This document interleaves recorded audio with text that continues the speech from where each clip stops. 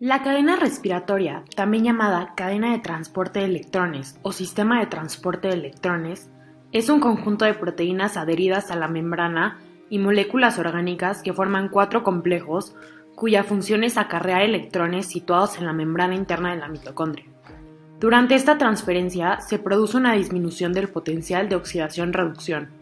La energía que se libera durante la transferencia de electrones se acopla a varios procesos, dentro de los cuales el más importante es la síntesis de ATP. Los electrones que entran a la cadena respiratoria provienen de los NADH y FADH2 generados en otros ciclos de la respiración celular. A lo largo de la cadena, los electrones van de un nivel de energía alto a uno bajo, ya que los electrones se transfieren de las moléculas que menos quieren hacia las que más. De esta manera, a medida que los electrones se transfieren a lo largo de la cadena, se libera energía y esta es usada por los complejos proteicos para bombear los electrones desde la matriz mitocondrial hacia el espacio intermembranal, creando un gradiente de protones y potencial eléctrico. Bueno, este proceso se divide en complejos. Esos complejos se encuentran dentro de la membrana interna. El proceso inicia cuando el NADH transfiere electrones al complejo número 1, como se ve en la imagen. En este complejo se encuentra una proteína llamada flavoproteína, que recibe los electrones. Este es el receptor de electrones del complejo número 1. Esta es una proteína unida a una molécula orgánica llamada flavamononucleótido, o FMN. El FMN se encarga de llevar los electrones a otra proteína dentro del mismo complejo, que tiene hierro y azufre. Esta proteína es identificada como la proteína Fe-S. Esta finalmente transfiere estos electrones a la ubiquinona, que es la coenzima Q que se logra apreciar en la imagen. Esta coenzima tiene el trabajo de seguir el camino de los electrones y dar paso a los siguientes complejos, y poder así completar la fosforilación oxidativa. Continuando con nuestra cadena de transporte de electrones, ahora tenemos el complejo 2, también conocido como succinato reductasa. El complejo 2, a diferencia del 1, 2 y 3, como se puede ver en la imagen, está embebido en una sola parte de la membrana interna. Además, este complejo no bombea protones al espacio intermembranal, por lo que no aporta al gradiente de protones que se genera en este lugar. La enzima más importante en el complejo 2 es la succinato deshidrogenasa, la cual previamente había participado en el ciclo de Krebs, transformando el succinato en fumarato y generando así FADH2. Sin embargo, los electrones de este FADH2 tienen un nivel de energía menor a los electrones del NADH.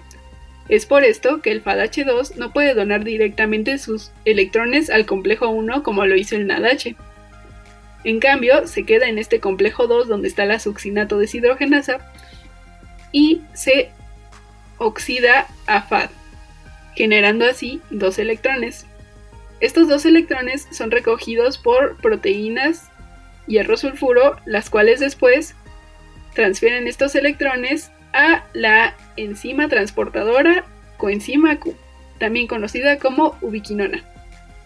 Lo que hace la ubiquinona es recoger, por decirlo de alguna manera, los electrones generados tanto en el complejo 1 como en el complejo 2 para después llevarlos al complejo 3. Ahora pasamos al complejo 3, también conocido como citocromo reductasa.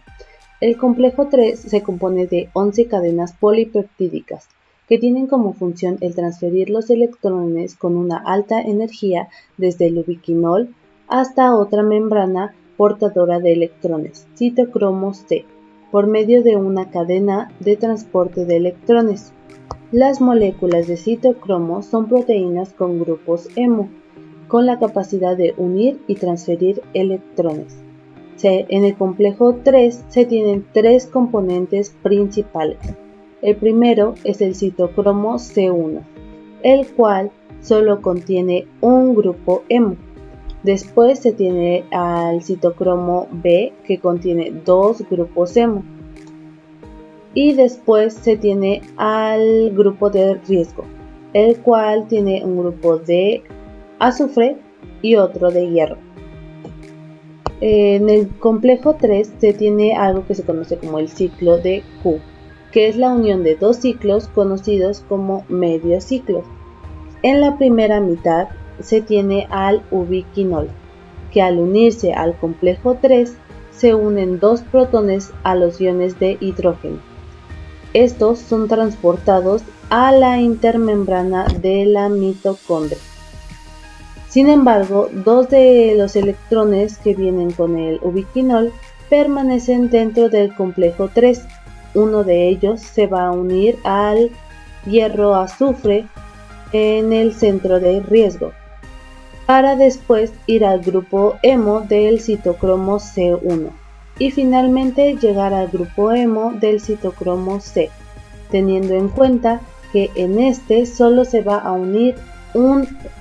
poder unir un solo electrón. Esta proteína citocromo C va a ser desprendida del complejo 3 y viajará a través del fluido para poder unirse al complejo 4, que se encuentra en el lado intermembrana.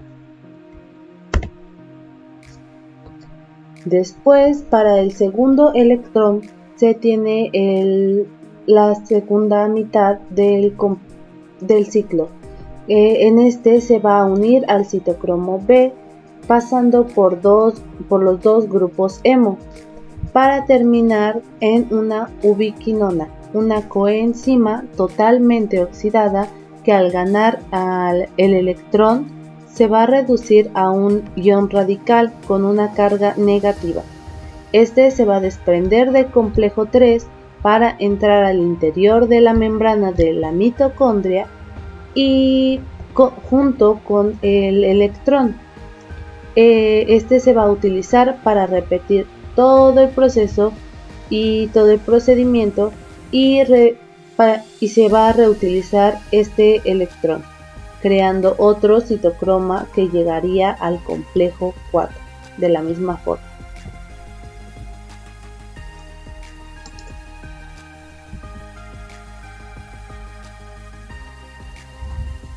Y bueno, pasamos al último complejo, el 4 o citocromo C oxidasa, que se llama así porque utiliza el citocromo C reducido que se obtuvo en el complejo 3 para transportar sus electrones a oxígeno. Este complejo tiene dos centros hemo, el citocromo A y el citocromo A3, que se van a reducir a A y A3, o hemo A y hemo A3, y tiene dos sitios de cobre que se denominan cobre A y cobre B. Y bueno, este es el primer paso. Dos moléculas de citocromo C reducidas emiten un total de 2 electrones que pasan al cobre A, luego al hemo A, y un electrón se detiene en el hemo A3 y otro en el cobre B. Una vez que el hemo A3 y el cobre B están en su forma reducida, una molécula de oxígeno molecular, o O2, puede unir y abstraer los dos electrones para formar un puente de peróxido, que es este azul que vemos aquí.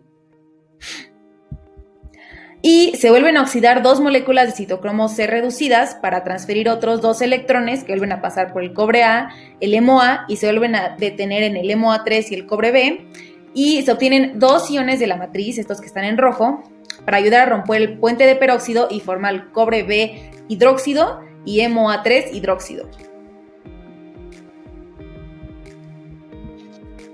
Posteriormente, la abstracción de otros dos protones más de la matriz oxidan al hemo A3 y al cobre B a su estado original y se liberan dos moléculas de agua, que es el residuo del complejo 4.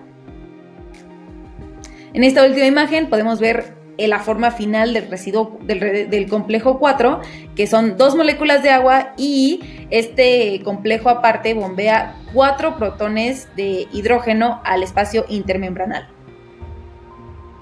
Todas las reacciones químicas van en la dirección que les sea energéticamente favorables, acompañadas de una disminución de la energía libre. No obstante, existen también reacciones biológicas que son termodinámicamente desfavorables, como la síntesis de ATP. Es por ello que estas se acoplan a reacciones muy favorables para que ocurran, como es el caso de la cadena de transporte de electrones. Y para entender este proceso mejor, explicaré lo que son las reacciones redox. Estas reacciones implican tanto una semirreacción de oxidación como una de reducción.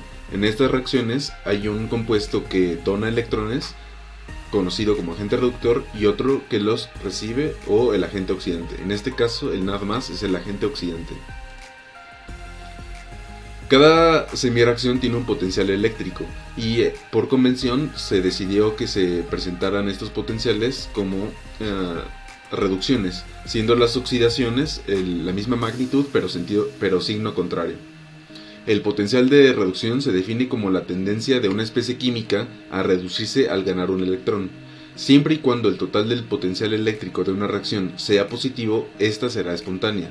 Es por ello que en esta tabla los agentes oxidantes, que están arriba, presentan un potencial eléctrico positivo, ya que tienden a aceptar electrones, y los agentes reductores un potencial negativo, pues tienden a donar y aquí están aceptando electrones. Debido a que los electrones descienden en niveles de energía a lo largo de la cadena de transporte, liberan la energía requerida para bombear los protones al espacio intermembranal de la mitocondria. Debido a que cada complejo es más propenso a reducirse, el electrón puede viajar favorablemente. Es importante recalcar que cada complejo solo puede transportar un electrón a la vez, y es por ello que existen puntos en la cadena donde se almacenan y dispersan electrones.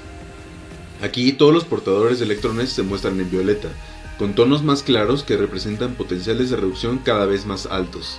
El camino de los electrones se muestra con la línea punteada en verde y el camino de los protones con la línea azul. La transferencia de electrones es siempre hacia un transportador con un potencial de reducción mayor que el anterior. Como se observa en la ecuación, un incremento en este potencial provoca una disminución en el delta G, y por ello el transporte de electrones es espontáneo. Por lo tanto, cuanto mayor sea el potencial eléctrico de una semireacción de reducción, mayor será la tendencia de la especie a aceptar un electrón y por consiguiente más espontánea será la reacción. En esta tabla se presentan los valores de reducción para las semireacciones NAD+ a NADH y oxígeno a H2O. Como se puede observar, existe un aumento en el potencial de reducción de menos 0.32 a 0.82 volts, debido a que en la cadena de transporte el NADH en realidad se oxida, se cambia el signo y su valor ahora es positivo, con un total del potencial eléctrico de la reacción de 1.14 volts. Con este valor es posible calcular la energía libre, el cambio de energía libre de Gibbs para las dos reacciones, lo cual nos da aproximadamente menos 220 kilojoules. Esto, convirtiéndolo a kilocalorías, nos da menos 52.5 kilocalorías, lo cual coincide con los valores reportados en la literatura.